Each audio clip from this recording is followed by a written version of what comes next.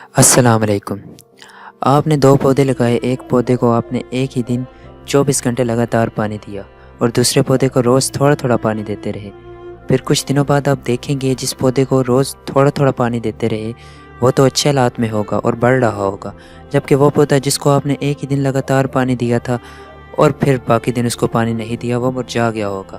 اس طرح جب آپ سارا سال نہیں پڑھتے اور ایک ہی دن میں سارا سلیبس یا کم ٹائم میں سارا سلیبس ختم کرنے کی کوشش کرتے ہیں تو نہیں کر پاتے اور رزلٹ پھر اچھا نہیں آتا۔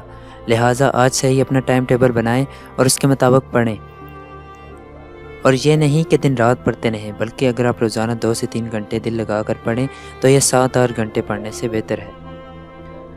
سائنسدانوں کے مطابق صبح سویرے اور شام کے اوقات میں انسان کا دماغ اچھی طرح کام کرتا ہے، اور ان اوقات کے دوران روشنی بھی قدرتی ہوتی ہے، جبکہ رات کو مصنوعی روشنی آپ کی آنکھوں پر برا اثر ڈالتی ہے۔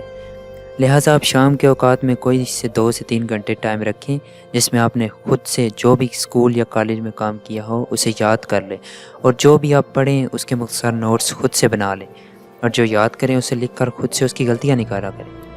جو بھی آپ نے کام ان 2 سے 3 گھنٹوں میں پڑھا ہوگا صبح سویرے اٹھ کر اس کو دہرا لیں، انشاءاللہ یہ کام آپ کو کبھی نہیں بھولے گا۔